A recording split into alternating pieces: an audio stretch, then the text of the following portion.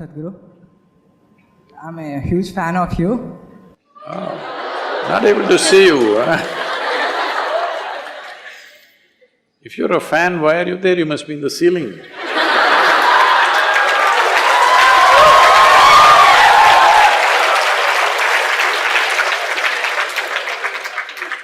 Sadhguru, I'm so curious to know everything about life and this creation. So I have so many questions to ask. But you know everything, Sadhguru. So I want to know every information you know. So how can I gain that information, everything you know?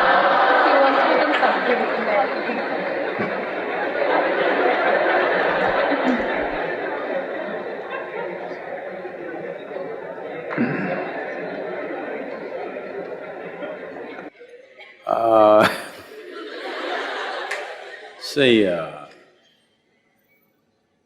this is not about information. Even yesterday this came up, I don't know why all Telugu people asking same question. See, there are different dimensions of human intelligence. Right now, you have an education system which is leaning on just one dimension of your intelligence, which is called as buddhi or the intellect. You're simply depending upon intellect. Intellect is like this. I'm going to ask you a question, all of you should answer, okay? Do you want your intellect sharp or blunt? Sharp. So you understand that intellect is like a knife. It's a cutting instrument, it's a scalpel. So if I want to dissect you, I need a sharp knife. So if I dissect you, suppose I really want to know you, shall I dissect you? Hello? That's the way to know, that's the way you know human body. So if I dissect you, will I know you? I may look at your kidney, liver, spleen, this, that, but I cannot know you because you will be gone. You have dissected frogs and cockroaches at one time. Have you, or has it stopped? Stopped. When we were studying, we had to dissect these things. And we open up the frog, poor thing is nailed like Jesus Christ. Nailed to the wood. And his heart is beating. The teacher coming and telling, heart is beating like this is happening, this is happening. I'm just looking and thinking, what is the damn frog thinking about me? You know? Of course he can understand that much. What kind of an idiot is this, that he opens up my body, looks at the heart pumping and says, heart is pumping nicely. You would have just asked him, he would have told you, yes, it's beating. So, by dissection, you can only know certain things, physical things you can know. You cannot know life by dissection.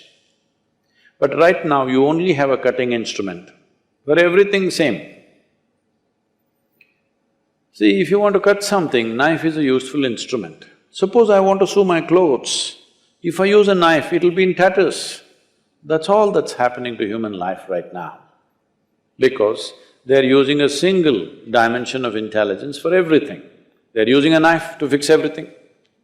I must tell you, there was a time when I crisscrossed India on my motorcycle. So I'm somewhere between Madhya Pradesh and UP, early morning, whole night I'm like this, day and night I will ride without sleep. Up to 3 days, no sleep, I will be just riding simply, no destination. Simply I enjoyed seeing India. Simply I rode, not to any particular destination. So full night I have been riding. Early morning around 6:30, I come to a place where there's one little tea shop. I stop there and those days and even now, if you're riding a chain-driven motorcycle, every few thousand kilometers you have to tighten the chain, otherwise it'll become slack. So my chain has become little slack. I have all the tools and everything to fix these things. But early morning, it's easy job to do, but your hands will become greasy, then you'll have to wash a lot to get the grease out. Then I sit down to have a tea, then I look, there is one little shack where is written Mubarak Mechanical Works. So I thought, anyway, Mubarak Mechanical Works, I saw a strapping young youth. I said, hey, come here. I said, this chain is loose, can you fix it? He said, no problem, I can fix it. Then he went inside his shack and came back with a chisel and a hammer. And I looked at it and said, what? You going to fix my chain with chisel and hammer? He said, yeah, I can do it, I can do it. I said, just wait. I walked down to his garage, Mubarak Mechanical Works. I walked inside. All he's got is a chisel and hammer. And he will repair anything in your motorcycle. But after he does it, that's it. After that, nobody can open or close anything. With the chisel and hammer, he opens the bolt, nut, everything and does work, but after that it's finished. I said, no, you're not going to touch my motorcycle, I will do it. Why I'm telling you this is, right now most human beings have become Mubarak Mechanical Works. They only have a knife. With a knife, they're trying to fix everything. It doesn't matter, see, just look at this and see. Is it the educated people or the uneducated people who are ruining this planet right now? Education should have brought more sense, isn't it? No, they're trying to fix everything with a knife. The cutting instrument, they're trying to do all activity. There will be a mess. That goes for a doctor also. A more holistic approach is needed, especially with medicine, with all aspects of life for that matter. So, the important thing is this, there are other dimensions of intelligence. We have buddhi, ahankara, manas, chitta, like this. In yoga, we look at human mind as 16 different dimensions. These 16 dimensions have different approaches to life. If you do not cultivate all those, you are only thinking of life as storing information. No, you don't have to store information. It's like this. How much time do you spend in front of the mirror? Half of my day. Half of your day? Not enough. Okay. I didn't think a doctor got so much time to spend in front of the mirror. Anyway, whatever time. Suppose the mirror that you're using at home had memory and remembered at least 10% of what it has seen. Today, if you went and stand in front of that mirror, it would be a total mess or no? Hello? The reason why mirror is showing you just the way you are is because it has no memory. It might have seen 10,000 people, but it has no memory. Because of this, it simply sees everything just the way it is. This is what you need to do to your mind, it takes some work. Right now, you are totally leaning on one aspect, which is the intellect. Tell me, if I take away your memory, would your intellect be of any use? Hello? No. Your intellect is useless without the backing of the memory, isn't it? So that is what the problem is. Like I said earlier, your memory is your knowledge and it's your limitation because it sets a boundary. What I know, what I do not know is a boundary, isn't it, between me and something else.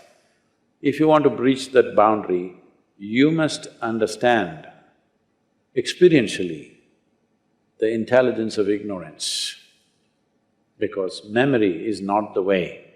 Memory is a very small thing, it'll help you to survive. It will not show you anything else. It will only recycle the same stuff over and over again. Recycling something cannot be considered intelligent. Machine can do that. You will see in the next 10, 20 years, you will see everything that you think is knowledge will be useless.